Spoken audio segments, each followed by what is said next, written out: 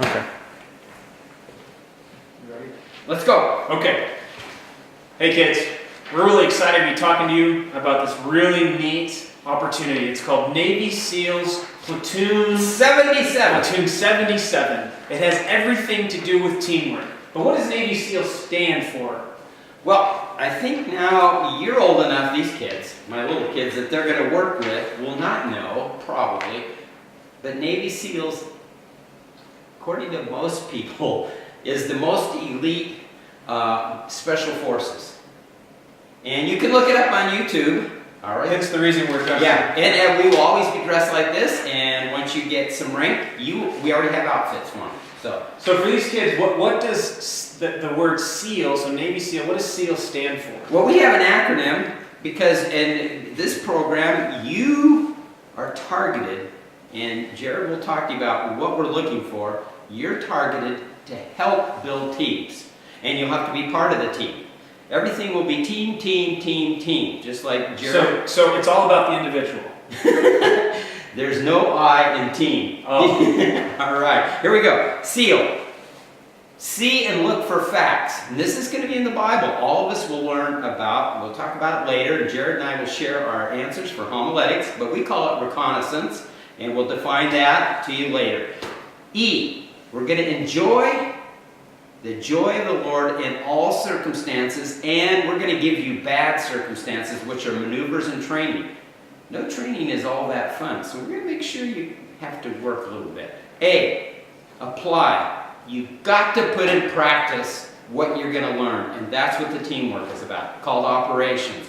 L, lead. That's what we want you for. Lead. Learn to help others. Teamwork. Teamwork. So it's all about the individual. No.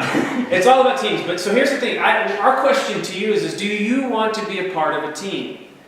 Do you want to be a leader on a team? Do you think you have the ability to go through the training that makes a good team? That training requires teamwork. Do you want training in Bible study? Are you willing to go in and search the scriptures and find God's truth in it? Not the truth that we tell you about, but the truth that you discover on your own. And the question is, do you also want to memorize the scriptures? Do you want to own this process?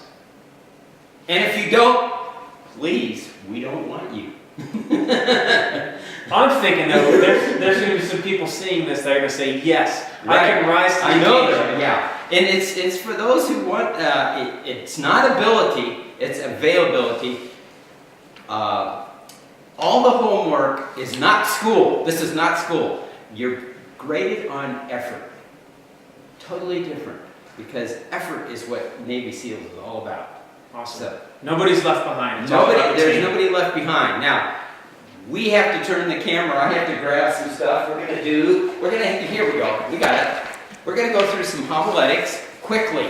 We're going to give you a few answers and a few ideas how to get started because Jared's going to hand out this to people he thinks that would be good team players, and immediately you have to do some homework.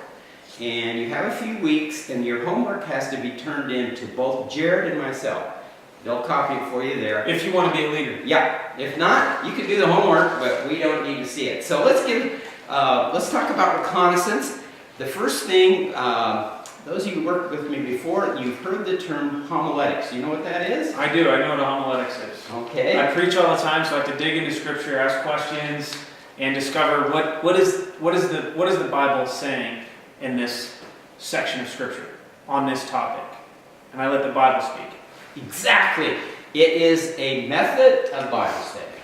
It's what it is, and yes. And it speaks to each of us differently. You'll see that we get different stuff. So the first thing we're going to go through, and I have somebody else who is an elder, his name won't be on it, but you will get 3 sample copies. You'll get mine, you'll get Jared's, and an elder. So you have an idea what we're thinking, and then you're going to do homiletics on your own on some other scripture. Got it? So here we go. Reconnaissance definition. A preliminary survey to gain information. This is not about being spiritual, it's facts. So here we go. Reconnaissance. The Navy SEALs would go out and they try and get information about the bad guys. Well, we're going to go and get information out of the scriptures. And there'll be some bad guys. All right. All right, here we go. So what we did in the scripture we used for example is when Jesus walked on water, and guess who came out? Peter. Peter. And Got he out of walked the on boat. water. Yeah. So Jared, go through real quick, and you only get 3 to 5 words to describe this process. So go through yours just as quick as you can. Okay, so when I read Matthew 14, the sense that I got was a strong, the words that popped out to me were words like immediately. There was a sense of urgency. There was a boat. Jesus was sending his disciples out on the sea. And then I also noticed that Jesus was walking on water. And then he was calling Peter to himself. There's a lot of really neat things that stand out right away. Okay, right. So I'm going to go through what I got for the facts. Verse 22, he sent the disciples out and people away. That's 5 words. Wanted to pray by himself. That's just facts.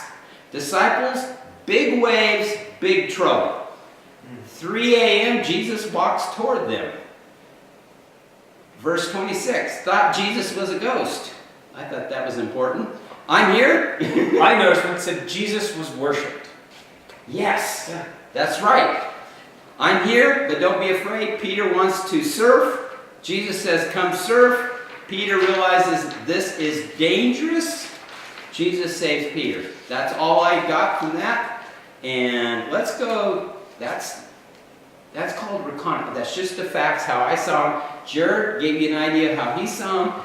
And our elder will give you an idea as you read him. Now, maneuver. Jared's going to say this. Maneuver is you're going to text. They didn't do it in Bible times, but you're going to text, and you only have 15 words. Your phone's going to go off, right? It's up below. You have 15 words to text these facts to your captain.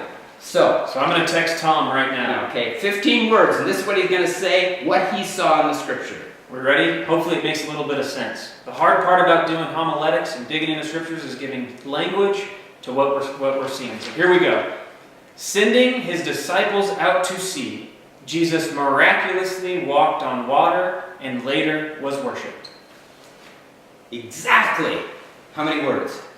That was 1, 2, 3, 4, 5, 6, 7, 8, 9, 10, 11, 12, 13, 14, 15 exactly. Yeah. It took me a long time to get there. I know, that's what I My did. first one was like 30 words, and I knew Tom said that wasn't. That's not you have the to drill. keep cutting it out because you only have 15. Okay, now preparedness. Let me define that. To make a series of changes in direction and position.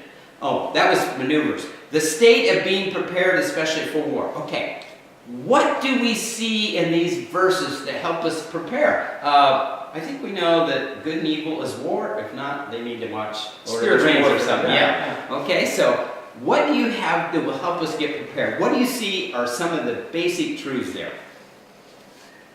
You want to know? Yeah. Okay, so I saw Jesus prayed. Yes. That's right. What about you? What did you see? Okay. This is a basic truth you got to remember. Jesus sends people, disciples and us, into trouble. That's a fact. He knew they were going to get in trouble. Okay. Now, you got to think about that. Yeah. I noticed that Jesus asks his followers to walk on water, to perform miracles.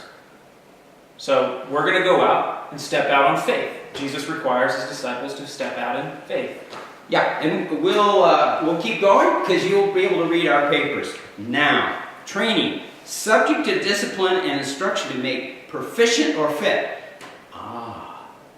That's what Navy SEALs is. If you don't want to be trained, if you don't want to be fit for the devil, you don't want to be with us because we want to train you. In fact, I've been trained a lot by preparing for this because I spent a lot of time. Jared has too, just even with this scripture. So, training. What would we do to train? Jared. I put down for training, we got to get out on the rocky waters of life. And if you got to surf, you got to surf. That's right. You might as well be on a board. And sink or swim with us as Navy and SEALs. when you sink, we have the most wonderful example. Put your eyes back on Jesus. And grab. because he'll be there. That's right. So that's good enough for training. Now inspection, and we will have inspection every single week. And that means a time when we have a higher rank come in and hand out rank. And we want everybody to go up in rank. That's what it's all about. Inspection, but also is where do we see the gospel in this? I'll go ahead. Jesus saved disciples and Peter even with their little faith. That's the gospel. He said, oh, you have little faith, but guess what? Me too, Jared, but he saved them. Right there. Amazing. So that's the gospel. Now the last thing, which is kind of the hard one, is operation, and operations has to do what's really applicable. Here, what's a practical application or principle or process for my life? Go ahead. For me, as I mentioned, we got to get out of the boat, so I wrote this. Get out of the boat, and God will perform miracles. It's not us. It wasn't Peter performing the miracle. It was God. So get out of the boat, and let God perform his miracles. Get out on the boat of life. And I often wonder what the other disciples felt in the boat. Like, God, I missed an opportunity. I bet you they, just a guess, they talked about that more than once later on. Peter, what was that like? So if you're going to get in trouble, it might still give you a good story. So here's my operations. Practice getting alone and praying. That's an operation. That's an application. Practice. That's a habit, by the way. Practice getting alone. Embrace trouble. Don't worry. Everything will turn out all right. Look for Jesus in trouble. He was there. Ask him to save you. We are done. We've had fun. And if you don't... Oh, my favorite quote, G.K. Chesterton. He who has the most faith has the most fun. So who had the most fun? 11 disciples rowing along while Peter's out. And if you ask me who had the most fun, it was us. We got to do this. Thank you. Goodbye. See ya. We're done. All right. Now that wasn't that hard. Perfect.